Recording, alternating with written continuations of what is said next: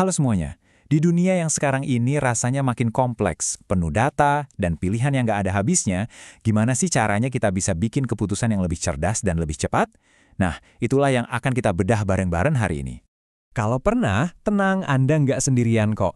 Mau itu milih jurusan kuliah, nentuin strategi bisnis, atau bahkan sesimpel milih mau makan malam apa, kita tuh sering banget dihadapkan sama begitu banyak informasi sampai-sampai malah jadi bingung sendiri dan nggak bisa melangkah. Nah, fenomena ini ada namanya loh, analisis paralisis atau kelumpuhan analisis. Oke, mari kita selami lebih dalam. Di era modern ini, apalagi dalam konteks organisasi atau perusahaan, mengambil keputusan itu udah bukan lagi sekedar soal pakai intuisi atau feeling. Kita ini kan dibanjiri data yang masif, dan tantangan terbesarnya adalah gimana caranya mengubah lautan data itu jadi satu tindakan yang cerdas dan tepat sasaran.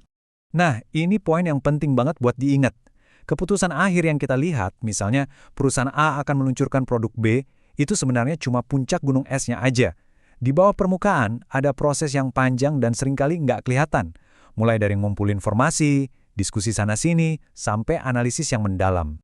Terus, gimana sih sebenarnya proses ini bekerja? Biar kita lebih paham, kita bakal ngintip model dari Herbert Simon. Beliau ini seorang peraih Nobel yang berhasil memetakan tahapan-tahapan fundamental tentang cara manusia mengambil keputusan. Bisa dibilang, ini adalah kerangka kerja yang sangat berpengaruh sampai sekarang. Dan inilah modelnya. Kelihatannya simpel, tapi ini jenius banget. Simon memecah proses yang rumit tadi jadi 3 fase utama. Yang pertama adalah intelligence. Ini tahap di mana kita memindai lingkungan sekitar buat mendeteksi masalah atau peluang. Ini bukan soal IQ ya, tapi lebih ke kesadaran.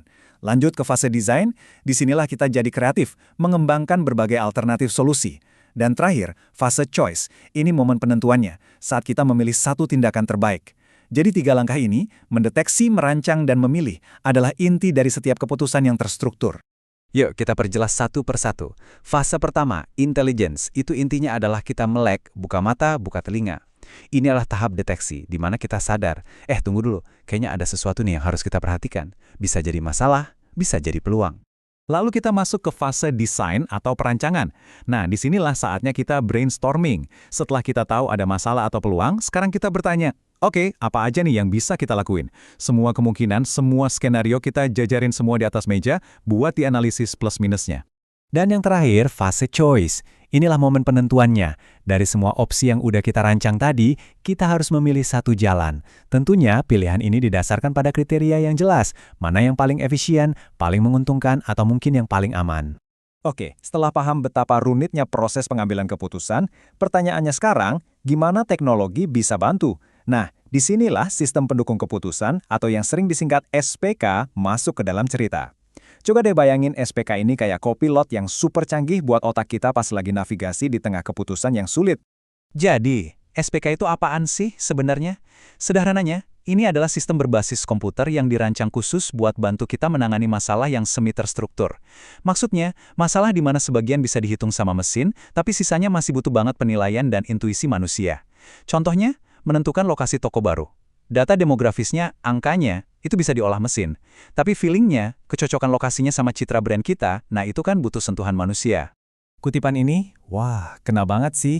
Ini benar-benar nunjukin filosofi utama dari SPK. Tujuannya itu bukan buat menggantikan manusia, sama sekali bukan. Tapi justru untuk memberdayakan kita. SPK itu bertindak sebagai penasihat, sebagai sumber informasi tambahan, atau sebagai second opinion yang ngasih kita analisis data yang tajam untuk mempertajam penilaian dan intuisi kita sendiri. Lantas, apa aja nih kekuatan supernya SPK?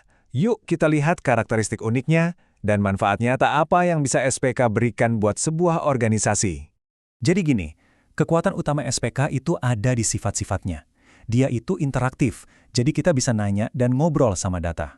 Dia juga fleksibel, jadi nggak bakal ketinggalan zaman waktu kondisi pasar berubah. Dan yang paling penting, kendali tetap ada di tangan kita. Kitalah pilotnya. Sistem ini adalah kopilot yang bekerja untuk kita, bukan sebaliknya. Nah, dari semua karakteristik tadi, manfaatnya buat organisasi itu gede banget. Kualitas keputusan jadi meningkat karena berbasis data, bukan cuma kira-kira. Prosesnya juga jadi jauh lebih cepat.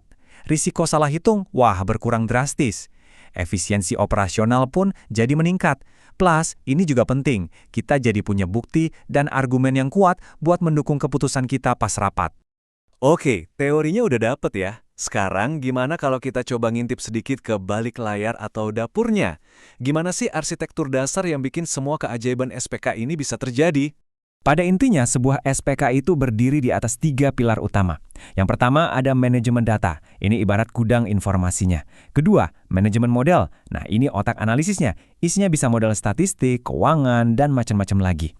Dan pilar ketiga adalah antarmuka pengguna, ini jembatan yang memungkinkan kita buat berdialog dengan sistem secara mudah. Jadi, coba kita renungin bareng-bareng. Dengan alat bantu seperti SPK, kita itu punya kemampuan luar biasa untuk menggabungkan dua kekuatan. Kekuatan intuisi dan pengalaman manusia dengan kecepatan dan ketepatan analisis data. Ini bukan lagi soal mesin versus manusia, tapi tentang bagaimana mesin dan manusia bisa jadi satu tim yang solid untuk mencapai keputusan yang lebih cerdas dan lebih percaya diri. Pertanyaannya sekarang, sudah siapkah kita?